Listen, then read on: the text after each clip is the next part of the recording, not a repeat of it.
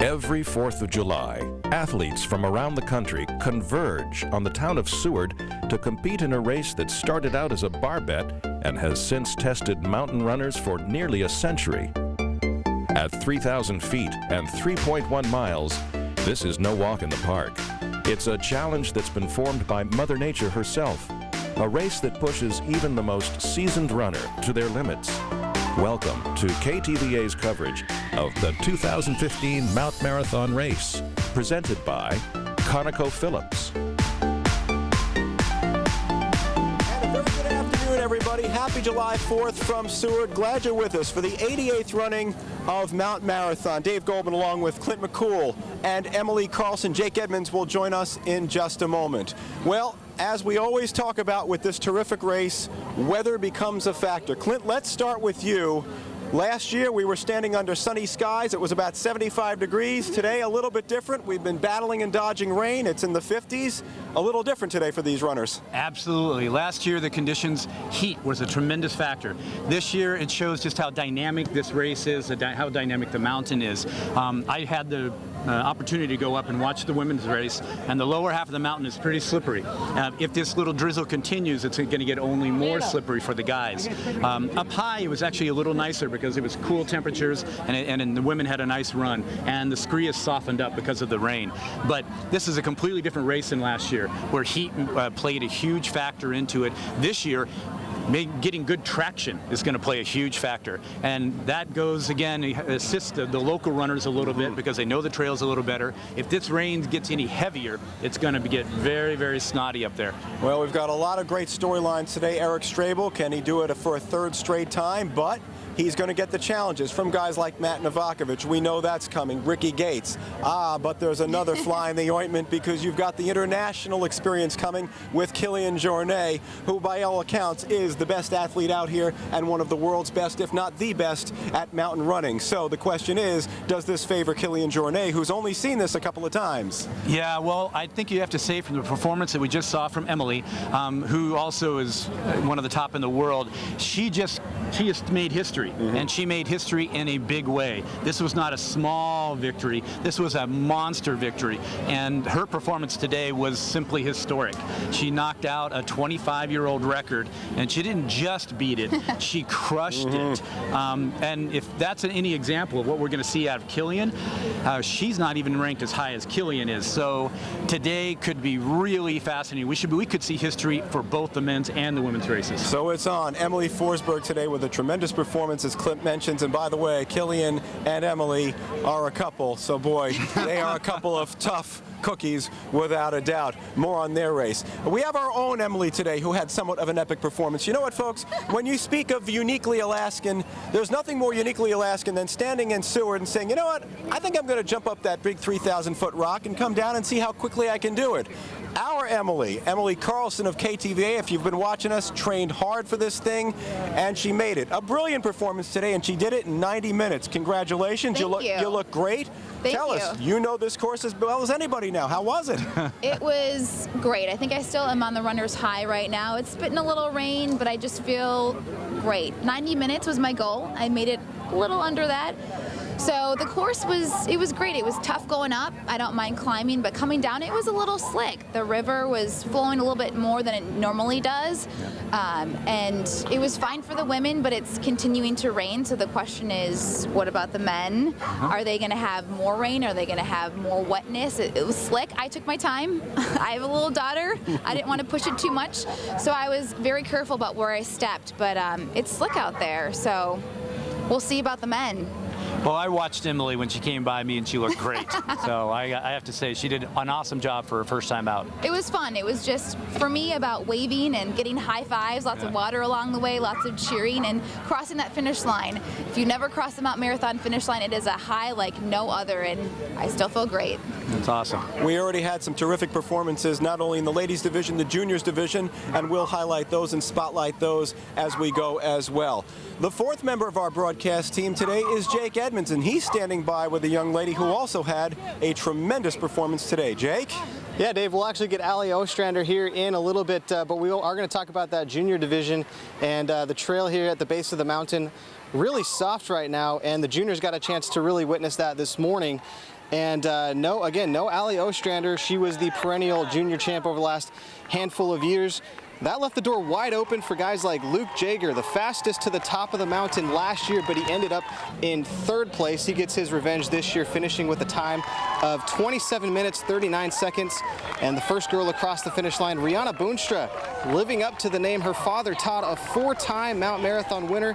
She finishes in 32 minutes and 38 seconds.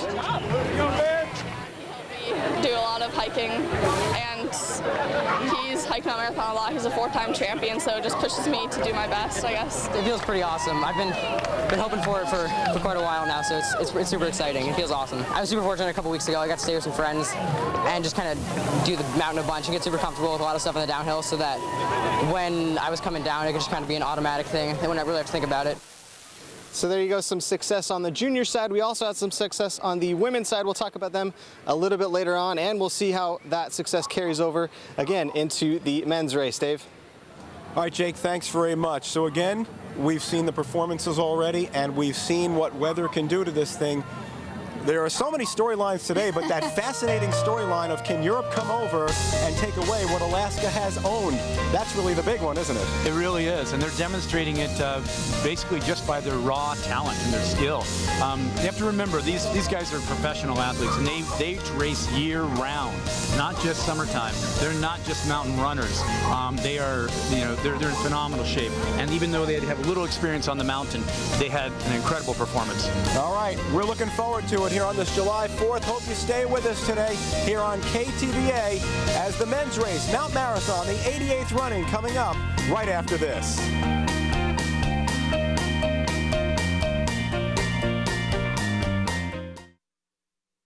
Live coverage of the 2015 Mount Marathon race on KTVA CBS 11 is presented by ConocoPhillips, Alaska's oil and gas company. We're ConocoPhillips. We trace our heritage to Alaska's greatest oil discoveries. And we're still pioneering. Developing the first fields in the National Petroleum Reserve, Alaska. Expanding existing fields. And using state-of-the-art technology to produce viscous oil. Investing billions. Creating hundreds of construction jobs. And producing thousands of barrels of new oil. ConocoPhillips, Alaska's oil and gas company. In Alaska, my adventures often start where the pavement ends. I need Jeep's rugged capabilities to get me where I want to go safely. We're ready for you. I'm on my way. I love its progressive features to get me there in style and comfort. And I have a dealer I can trust. Thanks Lithia Chrysler Jeep Dodge Ram of South Anchorage. Jeep Cherokee is sporty, great looking, and strong all in one. A perfect fit for Alaska. Right now, during our 4th of July sales event, you can get a 2015 Jeep Cherokee for just $24,995 after military rebate, or get 0% APR financing.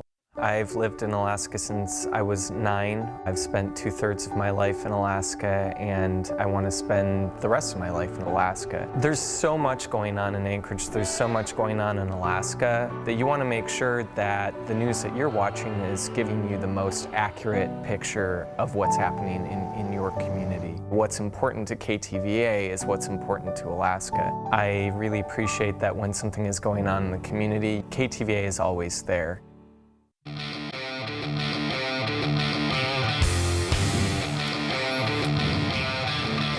And welcome back to our coverage here on KTVA, KTVA.com and GCI Channel 1. However you're tuning us in today, thank you and happy July 4th to you and yours. Mount Marathon, the 88th running here in Seward. Dave Goldman along with Clint McCool, Emily Carlson, Jake Edmonds. Our entire KTVA crew has been here throughout the week getting you set for what, as we say, one of the uniquely Alaskan events. So far, the weather has held in today there. It's not what we had last year, but we'll certainly take it given what the weather forecast was. While we have a moment, let's take a look now at this course, Clint. It's something you are very aware of, and you know it from every rock and every route. Let's take a look and take us through this here and what the runners are going to be experiencing today. Sure, yeah. As we approach the mountain, the runners eventually reach a Y in the trail, and they have to make a choice. How are they going to actually access the mountain? There are two primary routes. One is called the routes, and one is called the cliff face. And the runners, when they reach that point, have to make a decision. And it's usually something that they have based on their previous practice runs and or their position in the pack. If you're a super fast runner and you can get to the cliff face, it's actually the fastest way up. But if you're not as fast of a runner, a lot of individuals end up taking the routes. They're very, very technical, but they get less congested. So it's really, again, you've got decisions to make throughout the afternoon here, and that's one of the first big ones. That's the first big choice, is you've got to decide which route you're going to take. I personally have always taken the cliff face because I have my own little secret way to get up the cliff, and I go around a lot of people. I think a few folks have a secret way, and some of those secrets not necessarily divulged. Yeah. We take a look at Eric Strable. He's pretty familiar with this course as well. Wonder which way he's going today. Yeah, well, Eric traditionally goes up the cliff, and you can see he's going up there to take one last look at it before the race warm-up begins. All right, let's take it up now to the mid-mountain. And this is where, again, as we say, the worm begins to turn once again. Absolutely. Up until this point, the runners have been in heavy foliage that is really humid. It's very wet. There are places on the trail this year where the brush has actually grown in from both sides to where it's touching. So you actually have to go brush, you have to force your way through the brush. However, at this point, you break out of the alders of the lower mountain, and you're going to be just below the juniors turnaround point, or the halfway point that we call it. From here on out, the mountain is very open, it's rocky, it's gravelly, there's lots of room to pass, and there's generally a breeze. Today there was a significant breeze once you come out of the trees, and that breeze is it's a lifesaver. You immediately cool off, but you are reinvigorated because you're going through the trees can be sweltering. It's just super humid, and at this point is where there's hundreds of variations of trails on the top half of the mountain, and each individual can choose their way up. Some of us have our own little routes. There is a primary route that 90% of the people will take, but there are many, many variations, and knowing those variations can be very important. We've mentioned again with Kilian Jornet and whether or not which way he's going to go, you can see there's a lot of gravel, a lot of pitfalls. Yep. Then you got to go from there, and the next stop is the summit. The summit. From the halfway to the top, for the top men is going to be about 15 minutes, and during that time, you know, they'll be really pushing each other because they're battling for position for the top. Up on the lower half of the mountain, it's difficult to pass. So once we've broken out of the trees, it's much more open, and it's much more opportunities for individuals to make moves, take over the lead. In last year's race, we saw a couple of lead changes on the top half of the mountain, and I expect today that you're going to see at least a couple. Once you hit the summit, you have to run approximately 85 or 90 feet around the rock, which they may be showing here shortly. And then you make your decision on your downhill route, which you're going to talk about later, plays a huge factor. It made a big factor in last year's race. It's made a big factor in this morning's women's race. All right. We will take a break from the course right now. As we mentioned, Jake Edmonds, fourth member of our crew, joined by Ali Ostrander, who had a terrific performance today. Jake, take it away. Exactly. A lot of success on the women's side, including, as you guys mentioned, Emily Forsberg and Ali Ostrander, who had a lot of success in the juniors races the last handful of years. We mentioned her already. And again, continuing that success here in the women's side. Let's bring you in, Ali. So talk about this race today. How did you feel during it? I felt good on, the race. I didn't know exactly what to expect going in since it's my first adult race, but having Emily there to help pace and push me the whole time was definitely helpful, and overall I felt good about my race. We've had a lot of runners talk about this course, the weather conditions and the conditions of the trail. Did that help at all, being softer for you? I thought the conditions were great, especially the temperature. I kept cool pretty much the whole time, and there were people along the trail to dump some water, so that was nice. And it was a little bit slick in spots, but overall, some of the best conditions I've ever seen on this mountain. Now, we interviewed you after the women's race, so you've heard a lot of these questions, but talk about Mount Marathon in general and kind of the tradition of it and being able to run. I know your family, a lot of your family members run as well. What's it like to run in this race?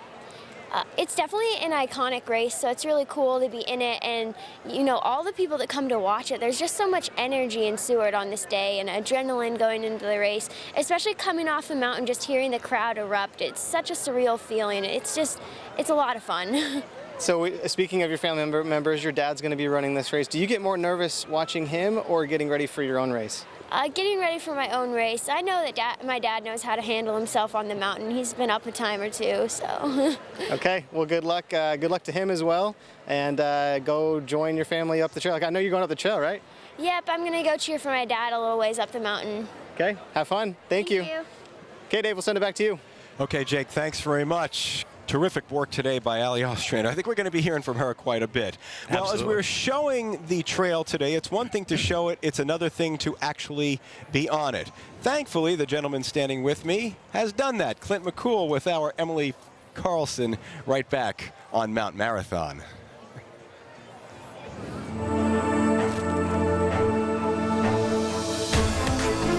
Loose rocks, steep ledges, slippery mud. Snow, trees, brush, lots of dirt. You can see why it's easy to feel intimidated by Mount Marathon. How you do it and what routes you take is completely up to you. My photographer John and I enlist the help of Clint McCool. Literally hundreds of variations. Yeah. He's finished the race 16 times, but climbed the mountain close to 900. As a beginner, I would say take the rock face. It's the easiest technically. Let's take the rock face then. It is not without its perils, however. And there have been people that have been injured pretty severely by rocks flying down. If climbing 60 feet straight up is easy, I'm scared for what's next. The real race starts up here. Dense brush. Again, we've got choices. Steep elevation is my next challenge. Turns out I've been climbing the wrong way my entire life. If I let my feet get behind me and I'm trying to go like this, see what happens? Yep. But if I get my foot up under me like that, then it doesn't slip. If you can climb efficiently, you're gonna save energy. We'll need it. After a humid, muddy climb, the view inspires me to keep going. Get some good deep breaths in us, you know. Enjoy the view? Let our chest open up, yeah, enjoy the view. After a laborious climb, we reach the post. Halfway! You've got the hardest part is actually behind you. But the upper part isn't easy. Will be times when you're using your hands. You're on all fours. It's full of small rocks that can easily trip you up. Here I have to concentrate to find solid footing. Now the main route is going to be right along this. And just when I think we're close to the summit. Oh, there's the top right there. That's not the top. The top is like 2 more peaks back behind that. All I want to do is stop and collapse. Why do I do this to myself? And this is the top. Are they already? Woohoo! Yay! There you go. You made it. Top of Mount Marathon. There's the world famous rock. On race day, there'll be water here, and I'll rest. But not for long. The downhill presents dangers of its own. And once you go over the sledge, the fun starts. It's mid-June and there's still a lot of snow, which presents both a problem. Oh yeah, this is good. And an opportunity. Just like skiing. Just dig your heels. Kick them in. It's gonna be fine. Woohoo! Yeah! The snow turns to scree. With short, fast steps, we're traveling about 10 miles an hour. But up next, 3 problem areas where experienced runners like Clint memorize their movements like choreography. Get your hand on this rock, step into it, and just jump out of it. The rocks are slippery and my feet are soaking wet. The most dangerous part lies up ahead. If you go straight, that takes you to the waterfall, and the waterfall is experts on. I take the cliffs. Use your butt if you have to. Crab walking down the rock face slowly, taking my time. Okay, this is the last dangerous spot. You're done. But more confident now. I just got to remember not to do anything stupid, right? Because it's not worth it. My goal is to finish in one piece. I'm not going to win Mount Marathon. I just want to survive. Respect the mountain, and it will respect you. See you race day. Emily Carlson, KTVA 11 News. And to finish is to win, folks, as our Emily Carlson was successful today. About 90 minutes up and down. Looking to come back with plenty of coverage here. The men's race just around the corner. Mount Marathon coverage, the 88th running. We'll be right back.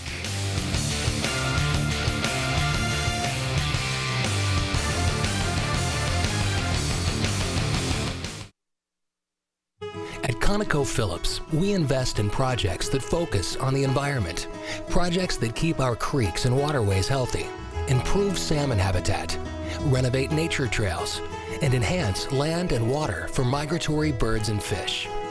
Every year, we help protect and provide access to some of the most spectacular places in the world. Conservation, it's a big part of who we are. We're ConocoPhillips, Alaska's oil and gas company.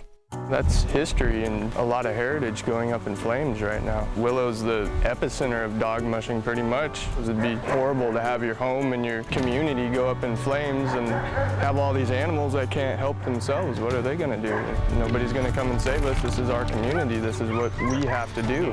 People just got to step up and do it. Frontiers with Rhonda McBride, brought to you by Alaska Native Tribal Health Consortium, providing quality health services in partnership with our people.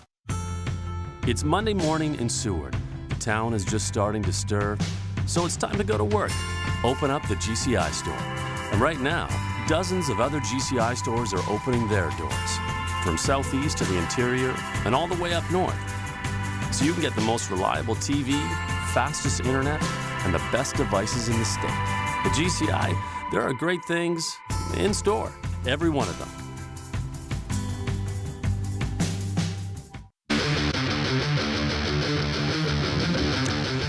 And we welcome you back. 88th running of Mount Marathon from Seward, Alaska, KTVA, KTVA.com, GCI Channel 1. Glad you're with us on this July 4th. The men getting set to go and ready to roll here. Well, a terrific day today, but we are really interested as much of the locals as we are the internationals. The international flavor today could very well be, as we said, the fly in the ointment. It already was for the ladies as Emily Forsberg, a Swedish runner, came in and just blew the course away. Will Kilian Jornet, her boyfriend and fellow runner, do the same thing? The Spaniard, regarded as the best in the world at this type of running. The only question is, he's not seen this mountain. So, is there pressure on him today? We spoke with him earlier in the week and his fellow competitors. The goal is to have fun up there. It's try to enjoy. I'm sure it will be because it's a nice race and it's a good ambience. I'm trying to give the best. I don't know what this will bring, but I know that people here are really strong and they are really good downhillers. They know really well the mountain. So I will try to give everything in the uphill and then see in the downhill what I can do. Yeah, Kilian and I, we've traveled a bit around the world, and I've been racing him off and on now for 8 or 9 years, and yeah, I've never finished ahead of him, but I've come close a couple times, and it'd be nice to get a little bit closer. We don't want to push the middle of the packers out because we're, bending over backwards for the elite type people. You do have to give, like if a fellow like this guy from Spain calls up and says, hey, I'd like to run your race, are you going to say, no, you can't? Yeah, you can come run our race. Yes! Yeah, of course he's got a great shot at winning. On paper, I think he's probably the odds-on favorite, but what's on paper doesn't matter when when you have a say in the matter. People has been running many times. They don't need to think about, okay, now I need to go to the right or to the left or jump. It's just automatic. So I need to do in 1 week, try to have this feeling. I'd love to beat him. I think it'd be a blast. At the same time, I wouldn't be shocked if he broke the record by a minute, which would be exciting too. Well, that's what makes this thing so much fun. Kilian Jornet, and what will he do today on Mount Marathon, his first run here. You saw just a moment ago in that piece, Matt Novakovic. He is very familiar with this race as well. He won it in 2012. So this is a guy, again, who has an opportunity to win this thing. Absolutely. Matt's in great shape this year. He's never faced competition quite like this before. Mount Marathon champion reveals his secret to success. If I could hold this for 30 minutes, this would be the fastest time ever at Mount Marathon, this exact effort right here. Matt Novakovic was the first mountain racer in the world to train on a custom-built treadmill, which rises 40 degrees. As boring as it may seem to most, what I'm doing on the treadmill right now is simulating the body, the mechanics. Physiologically, my body doesn't know the difference right now. While most of the top racers spend their time driving to and training in Seward. I've paid my dues. I've been there. Matt believes he can win using this treadmill and this treadmill alone. Now, for me, it's a matter of being fit, being light. Once my training is good to go, I've been on the mountain enough now that I don't really need to get back down there that much. Mount Marathon isn't the only thing on his plate. Besides the chaos that 4 kids bring, Matt is a world champion Spartan racer. I'm the only one in a Spartan race who's never missed a spear throw. Matt and wife Tiffany travel the country with the race series, jumping through fire and crawling under barbed wire. Fellow Spartans call him the Bear because he killed a giant brown bear several years ago. The pelt hangs on his wall. For Matt, a symbol he can take anything down. Even perhaps the man many consider to be the best mountain racer, period, Kilian Jornet.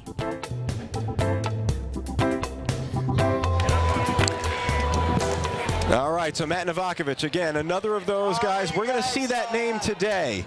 Another person I think we're going to see quite a bit of today is Eric Strable. Why not? He's won this race 2 in a row. He's looking for number 4. He is, many people feel, the guy to beat, at least from a national standpoint. Well, he was just recently married, and it is now a team concept, a team deal for the Strables.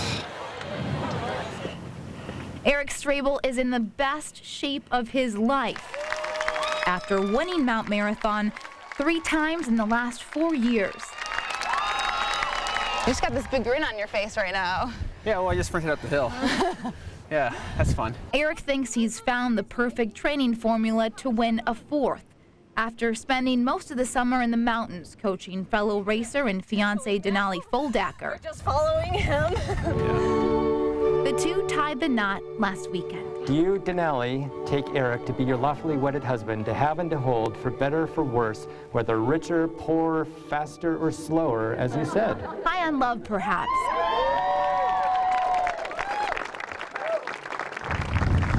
Eric is ready to take on the man widely known as the best trail racer in the world. Are you excited, or? Yeah, I'm very excited. It's kind of the opportunity of a lifetime to race someone like that. Kilian Jornet specializes in ultra marathons, races much longer than Seward's marathon, which is really just 3.1 miles. Regardless of how it ever turns out, you know, just to have a chance to, you know, bump elbows with that guy, and something that I'm probably in the prime of my life for right now. Perhaps Eric's best weapon, his intimate knowledge of every rock, route, and river on Mount Marathon. My specialization, you know, I'm training for this race, and pretty much this race only, for the last, you know, I guess you could say 3 years. But is it enough? Eric says this race may be the most competitive in Mount Marathon's 100-year history. All right, so there we go. As you can see, we are just moments away from the start of the 88th running of Mountain Marathon. Of course, this is the 100th anniversary as well, so a lot of celebration here and a lot of anticipation as we get a look at literally some of the front runners here who are ready to take off and take that hill. Yeah, it should be very exciting. Right off the bat here, you're going to see some of the top runners taken to the lead of the pack at a really remarkable pace. The reason for that is it's very important for them to get to the mountain ahead of all the crowds. You can see right there, Kilian Jornet now right in front of him, Rickey Gates, his good friend. Again, a couple of guys who are going to be right in the midst of this. Eric Strable, Matt Novakovic, all of these guys, and many others who may have an opportunity if they have the right type of race today. Things also have to break right for you as well. Yeah, right there in the middle of the pack is also Jim Shine, and he is running phenomenally this year. We've had 3 mountain races thus far. He has won all 3 of them and broken all 3 records. And there we go. And as they take off, my broadcast partner sets his watch as well. Always a runner. Absolutely. I've got to have splits. I got to know where they're at all times. Well, I watched our broadcast from last year just the other night, went through it, and I would remember you kept looking at that watch and how close they were going to be, and is it going to be 32 to the hill, 32 and a half, 33? Yeah. And those few seconds really do make the difference. But this is a big part of it right here as well, making sure you get to that hill first so you don't get caught behind the traffic. Yeah, of those lead 15 runners, you've got your top 5 and that are going to end up at the end, I can guarantee you. But crucial, you say, to make sure that you don't get caught behind the traffic right here that we're watching. See, at this point, we've seen 60 runners go by, maybe 70, and if you hit the race behind that many people, it immediately becomes a bottleneck. So the lead runners are they're gonna push the pace, even to the point of having to recover once they get to the mountain, because they know they don't want to get stuck in that bottleneck. And how important is that pacing? Because again, it's so specialized, and knowing the hill the way you guys do, the way these runners do, you almost know when do you have to expend the energy, when can you, if you call it, take a break. You certainly don't want to have to lose any of it right here on the pavement. No, right now these guys are going as fast as they can without going anaerobic, and they want to do this on purpose. They want to get to the mountain. Once they get to the mountain, they'll be climbing, but at that point they sort of have a little bit of a recovery. It may sound contradictory when they're going up a steep face, but they're actually at that point trying to slow their heartbeats down, because this is essentially an 800-meter sprint. And at that point, they're going to try to recover on the hill, and then as soon as they get to the top of the cliff, that's where the real race is going to begin. It is so narrow this year. The brushes are actually worse than I've ever seen them, and it's going to make passing even that much more difficult because it is a single file trail. So then you have to know where the wide spots in the trail are when they're coming, so that you can make moves and you can pass people. Look at the gate right here. Yeah, wow. Right there in the beginning there, you've got Jim Shine, you've got Kilian, you've got Rickey Gates on the left-hand side, Matias Saari and Strable right behind him, Matt Shryock, Adam is on the far left, and now out of that first 10 guys right there, you've got your top 5 finishers. Matt Novakovic on the far left. Yep, Rickey in the white shirt. Kilian Jornet has the black shorts, black hair, just turned to the left. He's got the silver watch on. These are the guys we're going to be seeing here throughout the afternoon.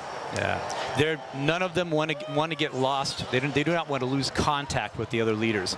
Someone will make a move, take the lead, and then the rest of them are going to stay right on them until they get an opportunity where they feel good and they may take over. We've watched Kilian. He's already turned. There he goes again, making a move, but he's been looking a couple of times here. He still, I think, wasn't completely certain which route he was going to take, and now it looks like he's decided that he's going to go ahead and take the routes. Whereas Jim Shine and Matt Novakovic leading the other group, they're coming up the cliff face. You see Strable and Matias Saari right there. 2 different routes, but they bring everybody back to the same point. You know, it shouldn't be lost, too, as we see these guys, and this is where we saw Novakovic with that 40-degree treadmill in the house. There's a look at Strable. And Brett Knight. You know, when you watch a football game here, and we'll divert to another sport for just a moment, you talk about the sprint that these guys just made. When you watch a football game and you get the defensive back, takes it back 100 yards on the interception, the next cut to him is on the bench with oxygen. That's a sprint, and these are guys who are conditioned athletes. Well, the same thing here. These guys don't have the oxygen. They've got to make sure they take take that sprint, and now look at what they're taking on. Yeah, and so you see now they've slowed their tempo down. They're all recovering just a little bit because their heart rates have gone through the roof. They hit the Y, where we do our splits, at about 3:10, which is a very fast pace. There are a number of ways to get up this hill. We saw that in your piece with Emily. But something else I know that you're an advocate of when they have to do it is the hands on the legs. That's a big one. Yeah, it makes your climbing much more efficient. You can literally use the strength of your arms and your shoulders to force your legs up. It's a very natural motion. I would ask anybody to try to take a step up, three steps, or up onto a table. How do you do it? I guarantee you put your right hand on your right knee and you push yourself up. Some guys have gloves, some don't. You prefer gloves? I personally wear gloves. Mine are fingerless gloves because I like to be able to feel the rock when I'm climbing. However, it's extremely common. In fact, it's almost a certainty. Up there goes the second wave, you guys. And the difference between the first and second wave, there is a difference. Obviously, the first waves, that's your winner.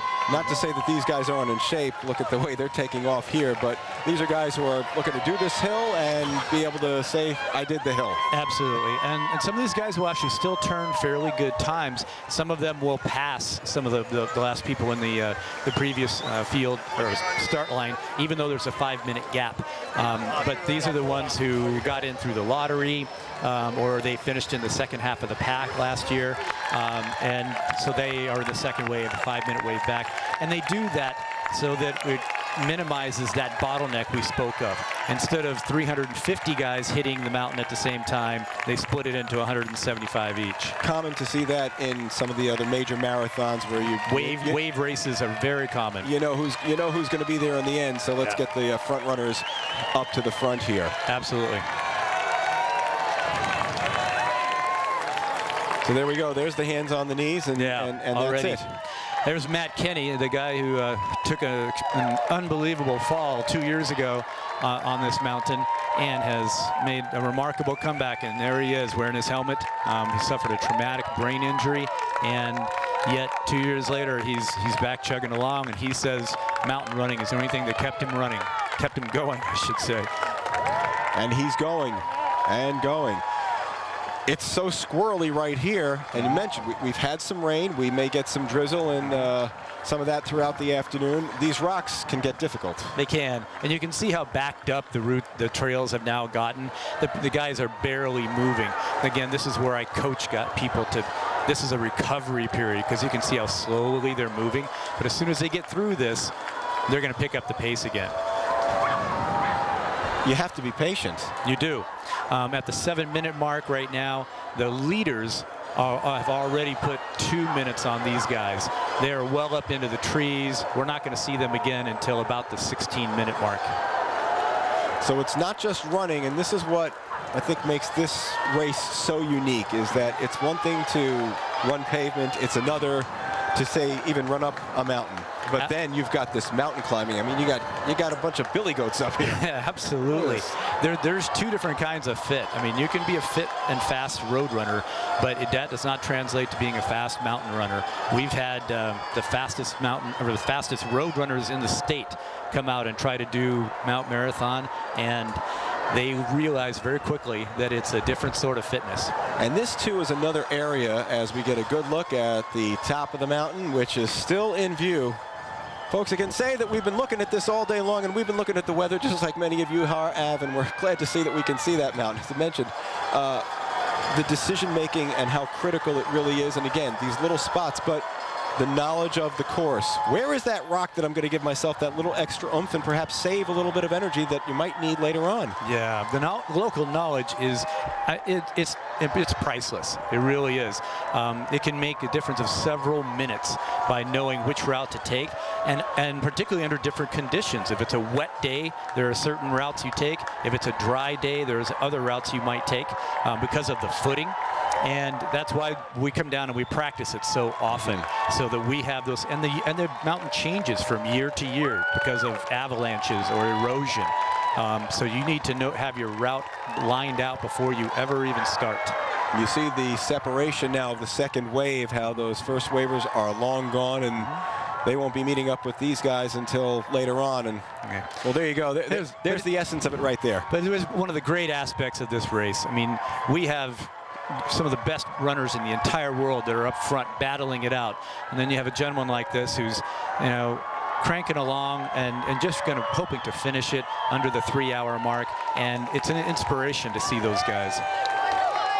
We saw a lady as well the same way coming down that pike earlier this afternoon, and it was later on, so people had started to disperse after Emily Forsberg and Ali Ostrander had finished. And you took a look on the road and everybody stopped, and it was a standing O, and it was like a rock star was coming through. Absolutely, and I find those people to be an inspiration as well. Those of us that, you know, that are real experienced racers, I mean, I have to go through 45 minutes of high intensity. I mean, it's pain. There's no two ways about it. It hurts.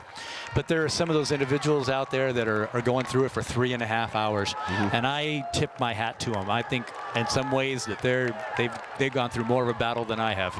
Well, you said it a number of times in the piece, and I think it's edited out. Why am I doing this again? But there you are. It just keeps drawing you back. It does. There's a point every race where I say to myself, I don't know why I'm doing this. I'm never doing this again. And then you cross the finish line and everybody's cheering and you're all high-fiving, and you immediately start thinking to yourself, you know, next year, if I just start training a little bit earlier. Denali, Eric Strabel's wife, said the same exact thing. She said, you know, you're hurt for a couple of days. July 4th, you're done. July 5th, the 6th, you say, no way. And then something happens on the 7th and the 8th, and you just turn right back around. Okay. Well, you can see, not everybody having such a great start here. Yeah, for some, they're already needing to take a break. All right, so no records will be broken there, but it's quite possible that we will see a record today with the men. We have already seen a record go down for the ladies, and it went down hard today. 25 years it took, but Nancy Peace's record no longer stands at the top. Yeah, the performance by Emily Forsberg today was just, I mean, it was extraordinary. I was at the top of the mountain watching her, and not only did she set the record to the top, she set the record to the bottom, and she set the record overall, and not by just a little bit. She took nearly 3 minutes off of a 25-year-old record that nobody's ever come really very close to. Ali was outstanding as well. You saw Eric Strabel's record. There are the men's records. You can see Bill Spencer, that's been standing for better than 3 decades. That's Eric Strable as we work our way up the age bracket, and who knows, we may see some of those again. 2012, 13, so it's fairly recently. Eric Strable's with 2014. That records have been starting to tumble. Yeah, absolutely. And if Kilian was to pull off a record today, he would not only have the overall, but he'd also knock Bill Spencer out of that 18 to 29 age group record. All right, so we are just getting started for some. Others are trying to put it into that next gear. It is the 88th running of Mount Marathon here in Seward on July 4th. We're coming back in just a moment.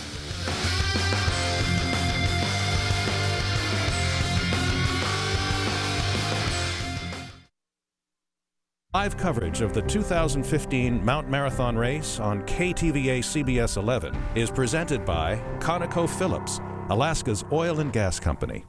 When you've been in the oil and gas business as long as we have, you don't take things for granted. Not success, and certainly not the price of oil. At ConocoPhillips, we're still looking ahead, and we're still investing billions of dollars in Alaska. And that's made all the difference for companies like mine. With new projects, creating hundreds of construction jobs. For me, an empty union home means people are working, and that's what it's all about. We are ConocoPhillips, Alaska's oil and gas company. The military really helped to make Alaska the state that it is. We found the Army men that purchased property to build these homes. These men made the first modern subdivision. And this was on top of working a full day, building Elmendorf and Richardson. We made it our mantra that they would not be forgotten and that the true story would be told. Frontiers with Rhonda McBride, brought to you by Spinard Builders Supply, Alaska's choice for building material and home improvements. In Alaska, my adventures often start where the pavement ends. Hey Zoe, I'm on my way. We're ready for you. I need Jeep's rugged capabilities to get me where I want to go safely. I love its progressive features to get me there in style and comfort. And I have a dealer I can trust. Thanks Lithia Chrysler Jeep Dodge Ram of South Anchorage. Grand Cherokee is sleek, majestic, and strong, all in one. A perfect fit for Alaska. Right now, during our 4th of July sales event, you can get a 2015 Jeep Grand Cherokee for only $31,495 after military rebate, or get 0% APR financing. And so we welcome you back. Mount Marathon here in Seward, Alaska. Glad you're joining us no matter where it is. And happy July 4th to you and yours. Dave Goldman, Clint McCool with you, and our entire KTVA crew as we watch one of the great traditions here in the great state of Alaska. We're at another turning point nearly in this race that is almost 15 minutes old, though, Clint. Yeah, the top runners will right now, I mean, they're coming very, very close. I'd say within about a minute, you're going to see your top runners coming out of the trees. They won't quite be to the halfway point, but it's a point where they get out of the alders and it opens up, and instantly it's 10 or 15 degrees cooler, and which is a tremendous relief to the racers. At that point, the mountain opens up and it presents opportunities for individuals to make passes, to test each other. Those lead runners, you're going to see them test each other. Somebody's going to make a move, make a pass, make a push, and they'll see. They're looking to see if the other guys match them or not. So there's really a game of poker here, isn't it? Absolutely. There will be places up here, and again, where we should see them popping out of view at the halfway point, any second, and they will at this point see where they're standing, and somebody's going to make a move. They're going to run past, they're going to put a push on, and they're going to force anybody else who wants to stay with them to get up and run, because you do not want to lose contact with the guy in front of you. There are moments in this race, and we're going to have more of them, but this is one of those coming up right here where we may see a turning point, or at least a semi-turning point. Yeah. I think at any point now you'll be able to see them coming out at the top of the busting out of the trees, and at that point, I'm personally curious to see who's leading. And typically at halfway is a point where an individual that may have been in second or third place will decide to make that he's waited long enough, he's going to make his push. Now, is it like a horse race where some horses typically are going to go out fast and then try and hang on, some lay back and then decide to make their push later on? Every one of the runners has a strategy. These lead guys, you can see them now coming out of the trees. Every one of them has a strategy. Each of them has a strength and a weakness. Okay, so here we got Rickey Gates. He's leading the pack. This is typical for Rickey. Rickey, the last 2 times he's raced, he has led the race to halfway. However, he hasn't been able to hold on to it. And that's Kilian right behind him, and Jim Shine right behind him. Jim Shine is the fastest mountain runner in Alaska right now, but he's having a hard time keeping up with the 2 pros. They're taking shorter, quicker steps, but I expect Shine to put on a push. Right behind him, you have Eric Strable, and Strable is known for his steep climbing. His strategy is to be close to the individual at top. Right. He doesn't expect to be first to the top. But he needs to know that he has to be very close. He has the downhill record, and he has 3 or 4 of the fastest 5 downhill times of all time. So he knows that if he can be close to the guy who makes it to the top, he has an excellent chance of winning. Last year, he was second to the top, and yet ended up winning the race by nearly a minute. Yeah, you said, Eric, about 30 seconds or so. If he's got within 30 seconds, maybe 40, look out, because you know what's coming on that downhill with him. The question mark once again becomes Kilian. Kilian is also known to be an excellent technical downhill runner, and you'll see right there, Kilian is running. Rickey's trying to run. Kilian just dropped back in, put his hands on his knees, but Jim's behind him. He's staying more upright, but Rickey is still trying to run, and none of these guys want to let themselves lose contact with the one in front of them. You can see how they're beginning to gap Eric just a little bit. That's okay. Eric's strategy is just to be close to them at the top. And Kilian is much lower than those guys too. Yeah, he's using more of the hands-on technique that I like to use, and breaking down Rickey's standing more upright, which is typical because Rickey trains in Colorado. And in Colorado, their trails are not very steep. They use a lot of switchbacks. So it's a lower grade. So the racers there tend to learn to run in what I call granny gear. Very short little steps, but they stay in a running mode instead of in a hiking mode.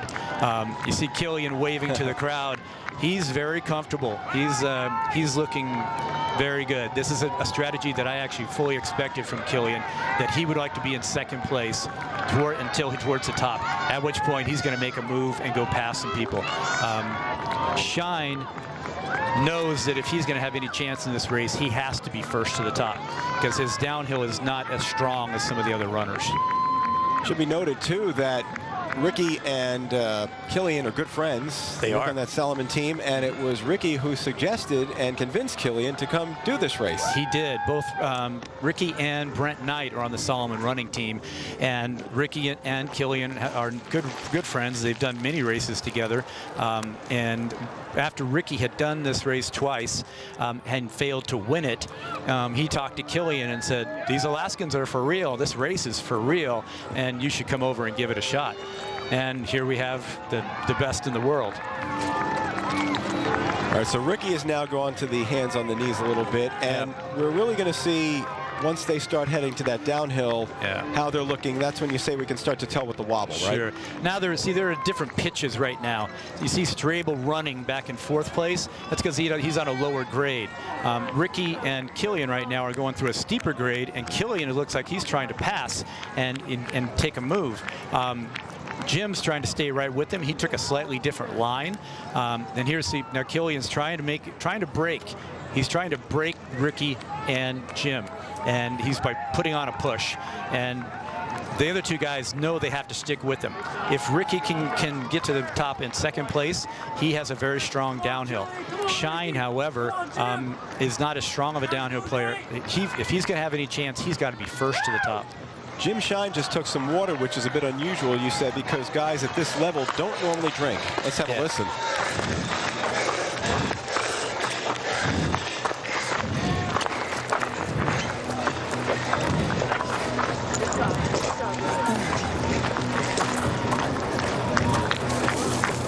Oh, and there you see Rickey making another move.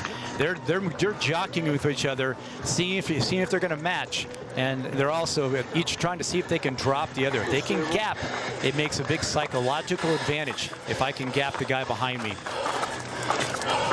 Folks, you think you worked hard this week? These guys are really going at it. Kilian just looked over his shoulder because he's looking back at Strable. He's concerned about Strable.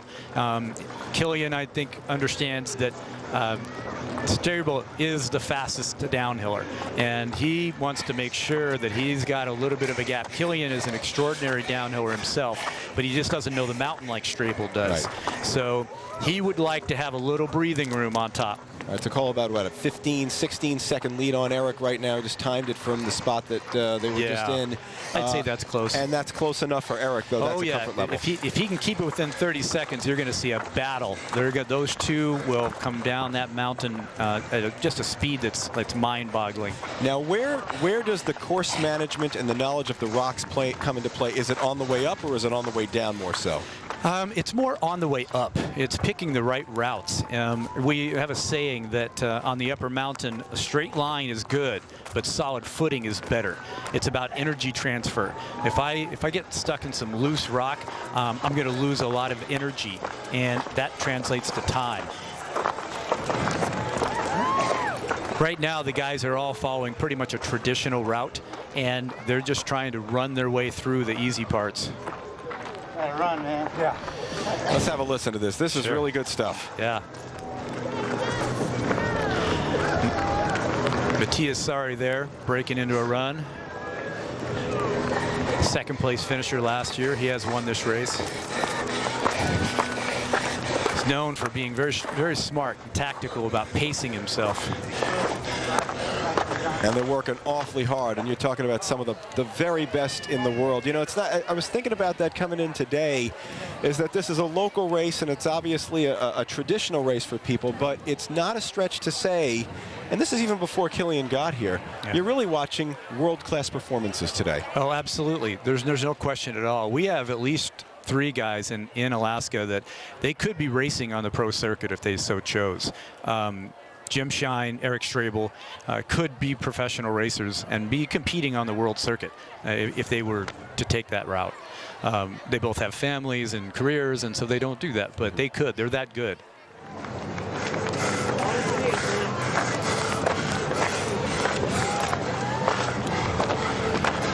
Right here you got Tor Kristofferson coming in.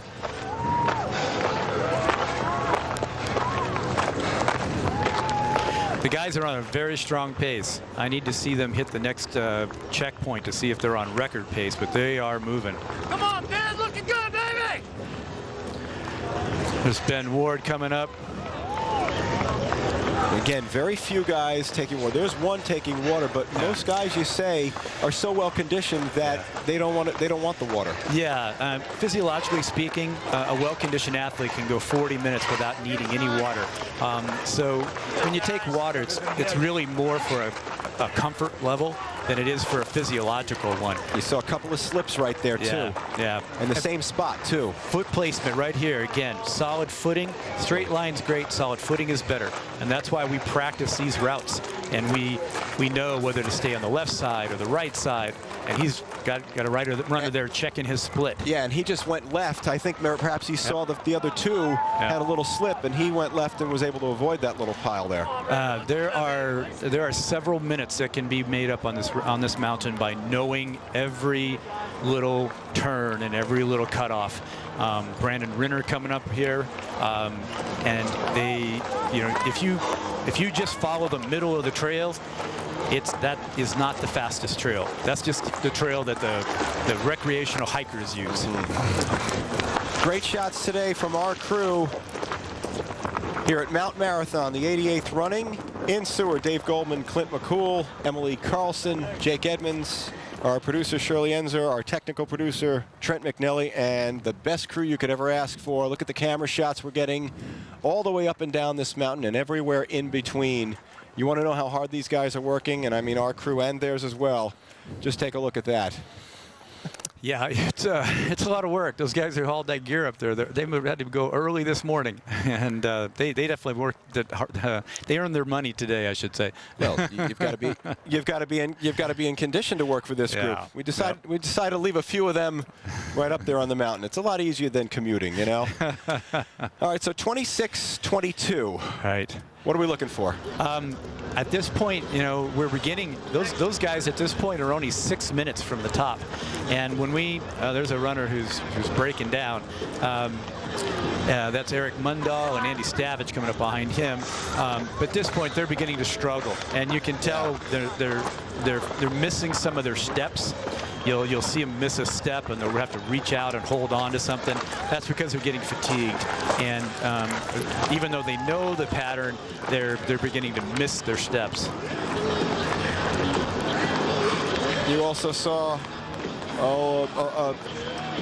moving to the side too. We've talked about that too. There is a courtesy. There's a code here, and we just saw that. There is not moving as quick. Go ahead. Yeah, there is a mountain etiquette, and it's really remarkable in this community of guys. They're all competing as hard as they can, but yet they are still very respectful of one another. Mountain etiquette dictates that if you catch up to someone and you want to pass, you typically say left. And at that point, the runner in front of you will shift to the right as far as they safely can and give you an opportunity to pass on the left. Right. Walk right, run left. Yeah. There's Alex Alonso coming up. Nice, strong runner. And that's again, Brad Benter behind him. People handing the water out, too, are up there volunteers. There were no water stations like you would see at other races or triathlons. These are folks who are coming up there, and they get it, and they're making sure that they're friends and some guys that they don't even know are just hydrated if they need it. Absolutely. There's a lot of support for this race, and a lot of the guys, even if they're not drinking it, they're spraying it on their backs because it's only 54 degrees up there and there's a breeze. I mean, these guys are actually pretty cool, and yet as hard as they're working, I mean, they're baking. Holly Brooks coming down. There's somebody else who knows that trail. Holly Brooks, last year's women's winner, an Olympian in her own right, did not run this year. Took a break after a very long season. Found her way meandering through Europe for quite a while. See if we get to see her back on the mountain again next year.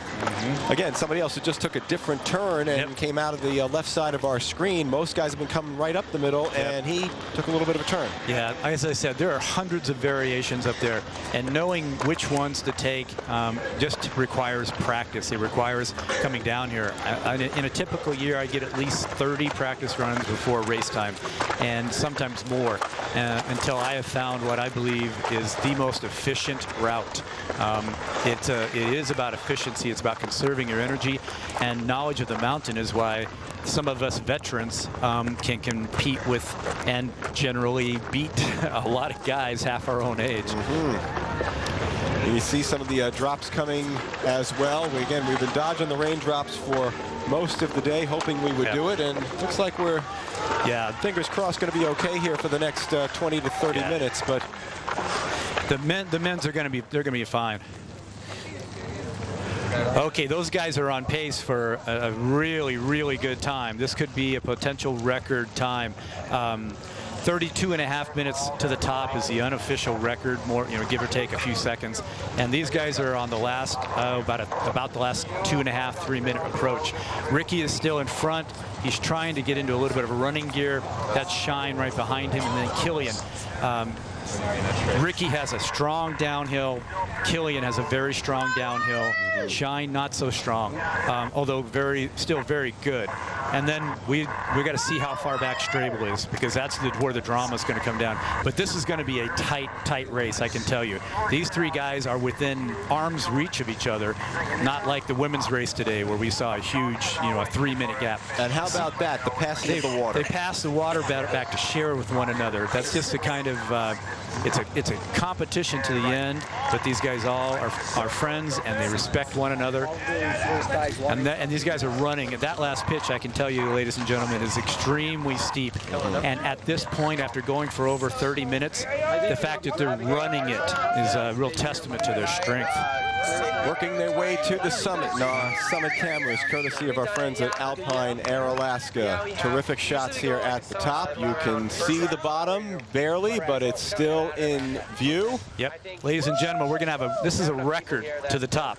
These guys are going to go around the top at about 31.5 minutes, which has never been done before. So, and it's a fast downhill. So we're going to have a battle to the finish, but we could be looking at another record.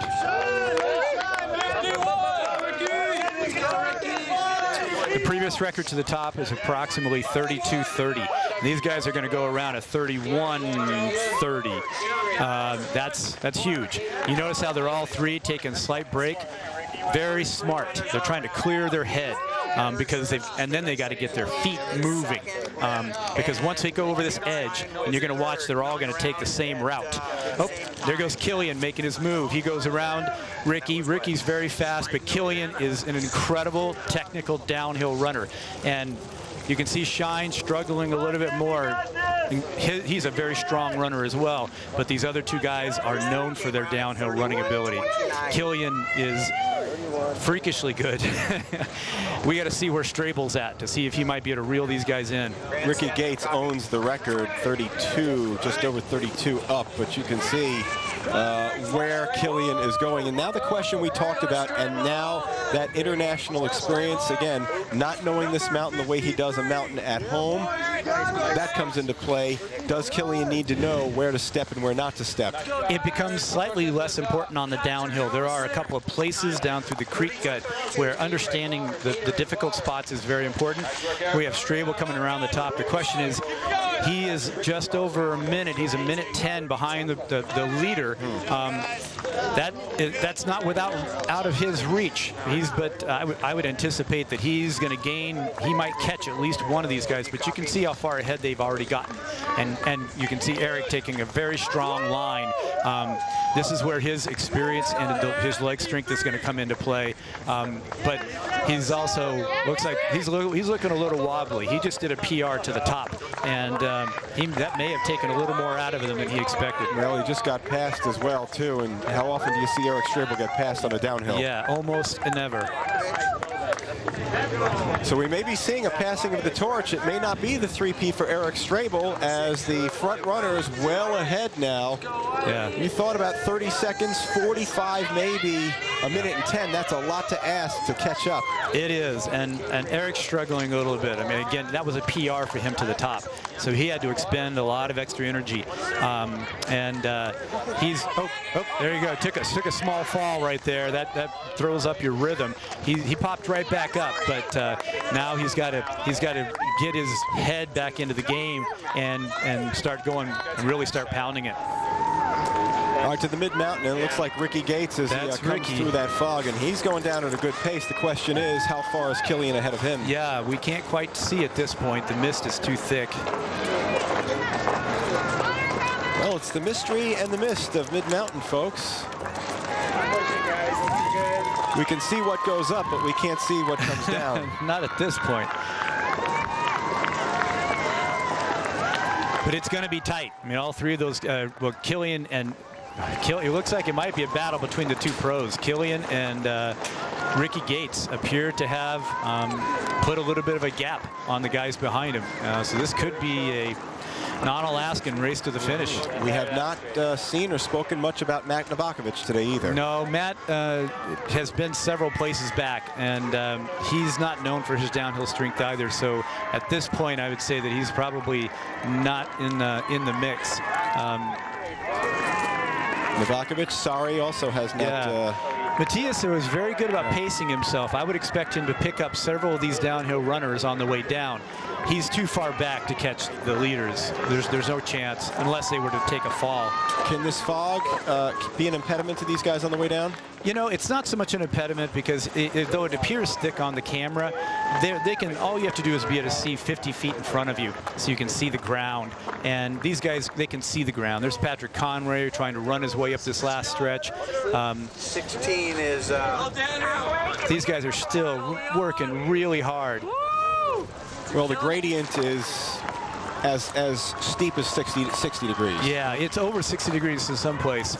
Right there you got Roger Kemple, a guy who's in his 70s, and here he is still charging up this mountain. He looks awfully good for 35 minutes into this race. Yeah, he's working hard, but he never says die. His daughter Nina Kemple, four-time Olympic skier, had 9 victories here. Go, guys. Keep it up. Drink, water, drink, anything. And expect that more of these guys, as they get up to the top, will take it. There's the indication of our gap. Yeah.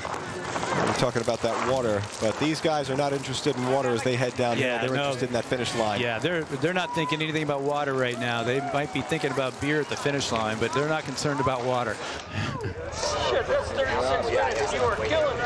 This looks like the spot last year where we had that shot when Novakovic heading down and got passed by Eric Strable. Yeah, that actually happened in the women's race again today. It caused a big piece of the gap that Emily Fosberg was able to put on Ali Ostrander, because Emily had been shown the fastest way down, and unfortunately Ali didn't.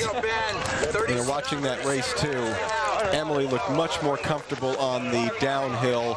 Ali much more timid, if you will, to use that word, just not as sure of the pacing. And I think that comes to experience, that you're talking about a professional mountain runner who really knows this course. It was. Or knows how to take a hill and go down the hill. It was, and you have to keep in mind, Ali, this is her first time in the senior race, so she had to essentially double her uphill output, and that just took a lot out of her legs. She's an extremely fast downhill runner, but she just had to go do twice the vertical distance that she's used to. Base of the mountain, the rain picks up. Kilian's just to finish taking, up with, this is called the slide underneath the tree, and he's looking very good. Yeah. Okay, now it's going to get slippery too. Yeah. Looks pretty strong, huh? Yeah, he's looking very smooth. He's on record pace. This for a guy who has seen the mountain, what, 3 times? He says he's only climbed it 3 times. I'm wondering if he might have snuck in a couple extras. But Kilian looking like he's going to break the record. Short of something very unusual happening, he's going to take down the record.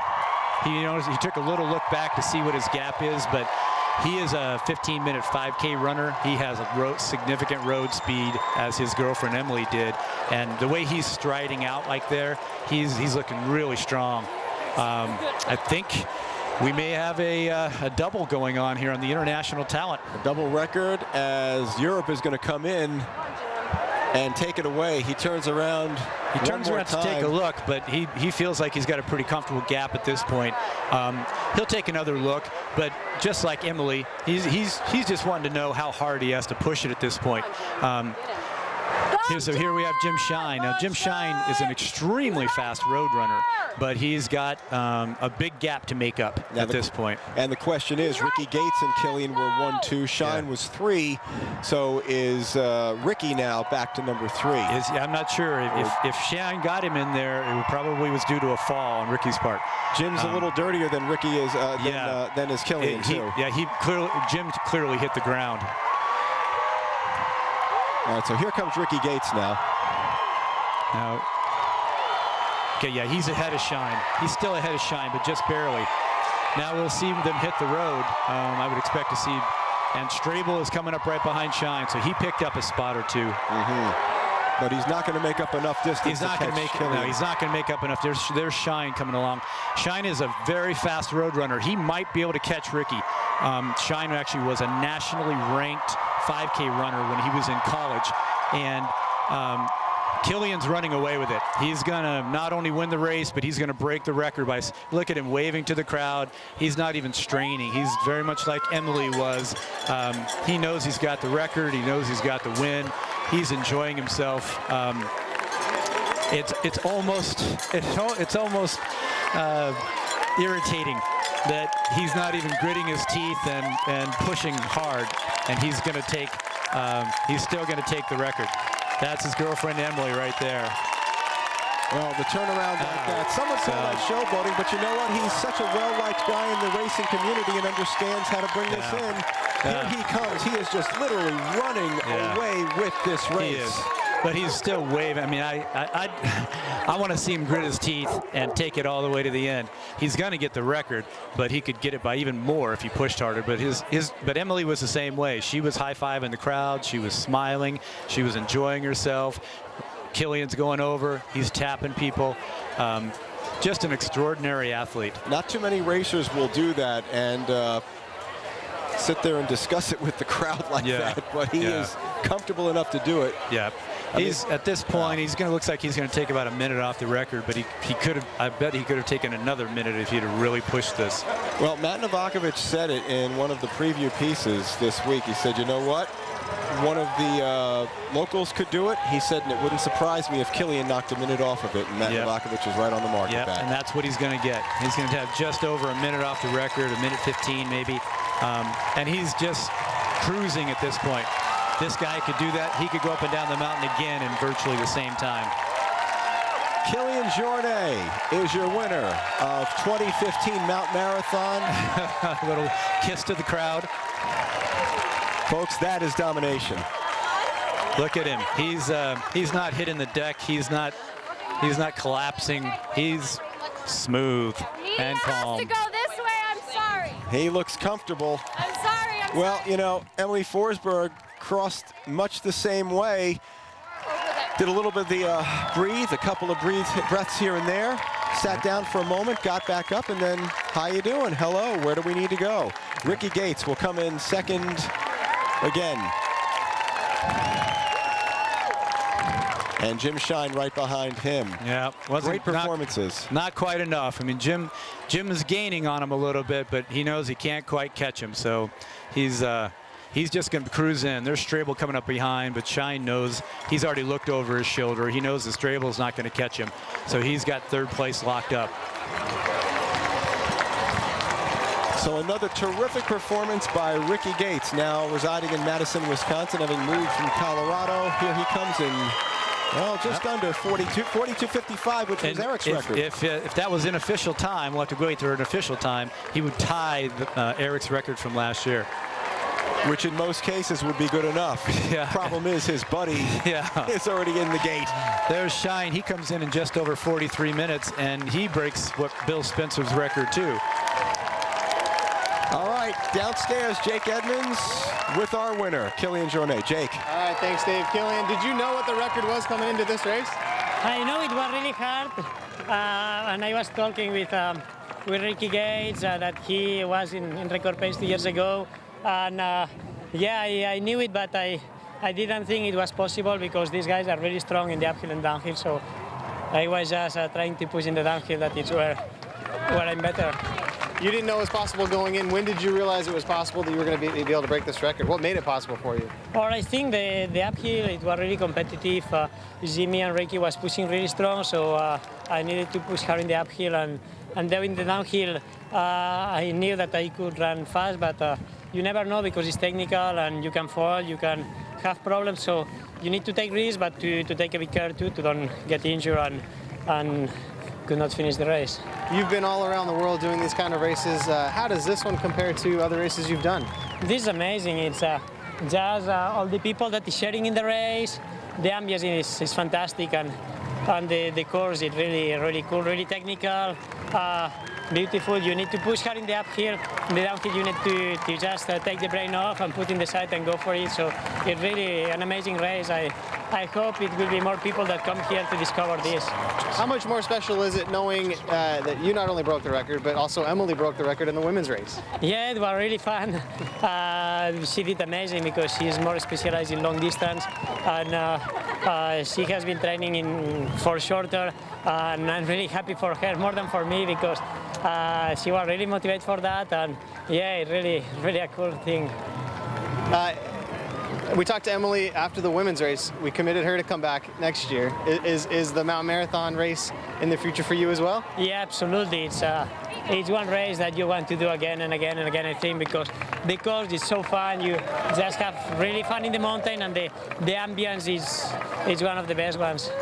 Where did you feel your strength was in this race? What was the strategy going in? It wasn't a strategy before the race, but when I started, I saw that the guys was pushing really hard in the uphill, so I preferred to keep with them, knowing that in the downhill I could really push. I knew that Eric, he's a really strong downhiller, so I was looking how far he was, and then I knew it that from Rickey I could really make the gap in the downhill, so I was taking a bit of a strength in the uphill and just push in the first part of the downhill. You made the decision to take the roots route, and a lot of guys behind you took the cliffs. What went into that decision early on to take the roots? Or I have been climbing 2 times to the mountain, so Rickey said this is the good way, so I follow his advices. Okay, good luck, or good job. Thank you. We'll see you next year. Yeah. Thanks. Hey, good job, Good race, man. Yeah, it was fun. Exciting.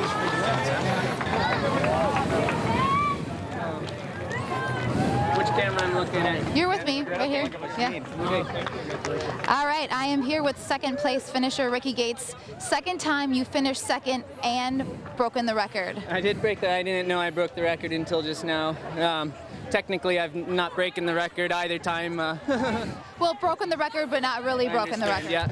Yeah, it was exciting. I mean, Kilian and I, we've raced a lot over the past few years. He's my teammate. I know how strong he is. I knew he was going to be super fast on the descent, and so I knew that I had to give it everything to the top, and then just hold on. Talk about the race conditions out here. A lot different than last year. How did the rain factor in? The rain was quite perfect, really. I was kind of hoping for a little more rain. The worst that you can have up here is just really hot conditions. The rain softens the hill up. I don't know what it does to the gut, but it almost makes it a little bit more like a slip and slide rather than a rocky gut. So.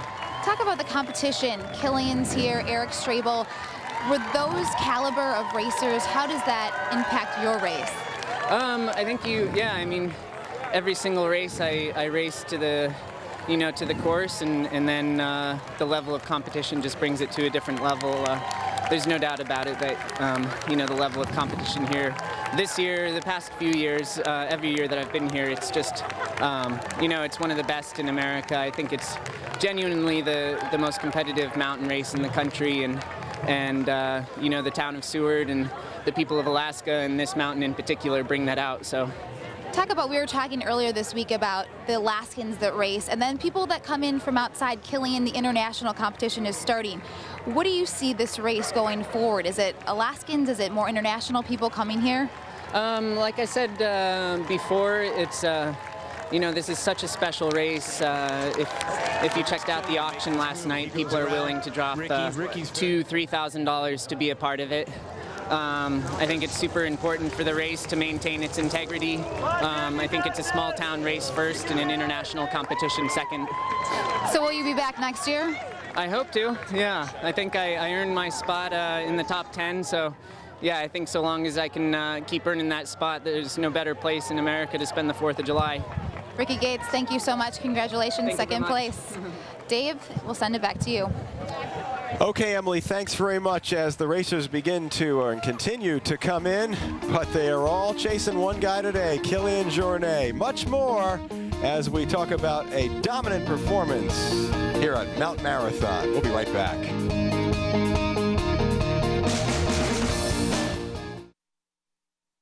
When you've been in the oil and gas business as long as we have, you don't take things for granted. Not success, and certainly not the price of oil.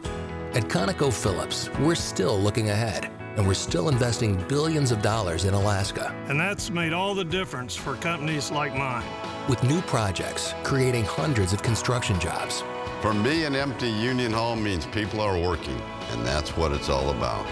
We are ConocoPhillips, Alaska's oil and gas company. It's Monday morning in Seward. The town is just starting to stir, so it's time to go to work. Open up the GCI store. And right now, dozens of other GCI stores are opening their doors, from southeast to the interior and all the way up north. So you can get the most reliable TV, fastest internet, and the best devices in the state. At GCI, there are great things in store, every one of them. At the end of the broadcast, I'm most proud of what we have done as a team. This is the ultimate team sport, television news, and all of the people that have contributed to that night's broadcast, people who have risked their lives to tell the news and to deliver to the American people the highest quality news broadcast in the world today.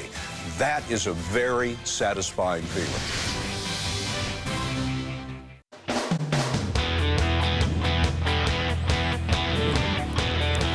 So welcome back on this July 4th.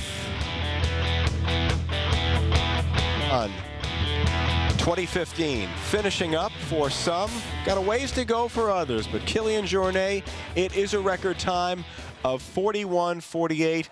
Clint, it was everything we expected and then some, as dominant as we could have hoped for. Yeah, it was an incredible race, especially for the men.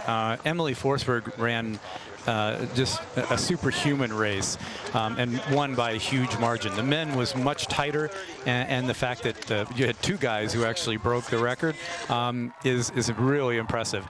But the fact that we've got a double European victory, as an Alaskan, I kind of, it takes a little out of my heart that the Alaskans no longer have the records, but as a competitor, it's great to see them always raising the bar.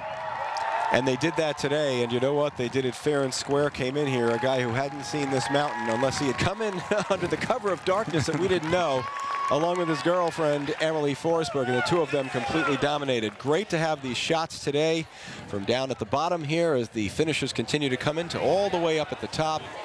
And our summit cameras, courtesy of our good friends at Alpine Air. It's been a terrific race here this afternoon. So the question is now, will we see the Europeans continue to come in, and what can the Alaskans do to try and close that gap? But before we do that, let's get back down to our Emily Carlson. Emily. All right, hey Dave, I have Eric Strable with me today. Eric, talk about the race conditions and how your race was today. It was a little, sprinkling in the rain, so it kept things cool, although humid, and a little greasy on the way up, so you had to be a little careful going up. But it was still, very fast conditions still.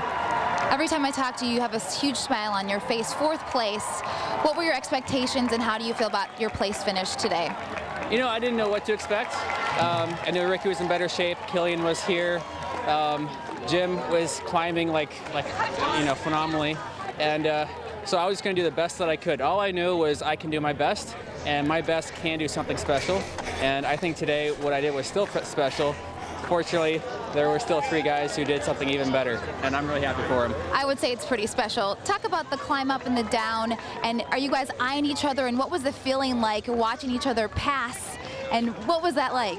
Yeah, I had a pretty good view of the first 3. They started out very quickly. I couldn't go with them in the first 10 minutes. I couldn't do it. So I made my way up into the top 4, and I was holding, 15, 20 seconds behind them most of the climb. I was doing all that I could, and then they were working together most of the climb, those 3 guys, going back and forth, relaxing a little bit more than I was able to, working by myself. And I think when they got toward the top, they started to smell the descent, and they started to loosen the reins a little bit more, getting excited, and I knew it was going to be tough to catch them. And I'm happy I was able to maybe catch up with Ricky and Jim a little bit on the way down. So on the way down, what are you thinking? Just catch them, or you're just thinking run your own race? Run my own race, do exactly what I can. So many of my body is hard to control on the way down after having such a hard effort for over 30 minutes on the way up. It's all I can do to just keep things going straight downhill the direction I want them to go. And so I can only concentrate on so many ththings at a time on the way down. And we talked a little bit yesterday about race conditions. This is kind of about perfect for what you wanted. Just about, yeah. Yeah, maybe a little bit less water would be okay, and a little bit cooler would be fine too. But I'm not complaining though. Congratulations, Eric Strable. Dave, we're going to send it back to you. Okay, Emily, thanks. Great job by you and Jake. Final word from you, Clint McCool. The Europeans come in and they dominate. How did the Alaskans and the folks on this side of the pond close the gap? Well, the Europeans did have just an amazing day today. They demonstrated to all of us why they are the best in the world, why they are both defending sky running champions. Whether they can come back and do it again, this mountain changes every year. And even though Kilian had a phenomenal performance today and broke the record, and Emily did as well, we have some local Alaskans that are going to be challenged by this even more than they already are, because there's a lot of pride in this race, and the Alaskans would like to get that record back. It's going to be difficult against the likes of Kilian, but that doesn't mean that they won't be trying. And this is only going to inspire some of the local runners to run that much harder. So there's some technique involved and a whole lot of will. There is a whole lot of will. And, I have to reiterate that a guy like Kilian, he races year-round. Most of us, we race 5 races a summer, and there's a difference there. If you're a professional sponsored athlete who races 60, 70, 80 times a year, it's a different story. Enjoyed it again, my partner. Well, I did too. Thank you very much for having me. It was fun. Thank you. Terrific race on this July 4th. We're going to wrap it up. The Europeans come in. It is a win-win. Kilian Jornet and Emily Forsberg. Mount Marathon 2015. Glad you were with us today here on KTVA, KTVA.com, and GCI Channel 1. For the entire crew, Clint McCool, Emily Carlson, Jake Edmonds, our producer, Shirley Enzo, our technical producer, Trent McNelly, and the best crew you could ever ask for. Cameramen and women and technicians, there they are. I'm Dave Goldman. Thank you for joining us, everyone. And good afternoon from Seward. Kilian Jornet wins Mount Marathon 2015.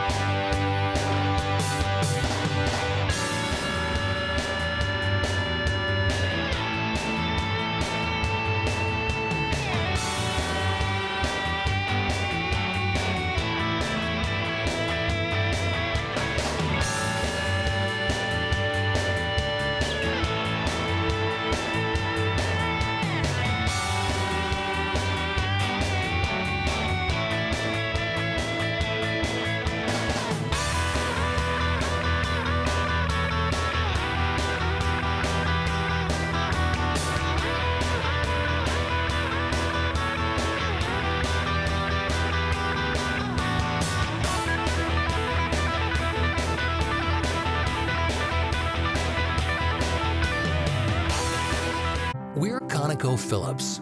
We trace our heritage to Alaska's greatest oil discoveries, And we're still pioneering.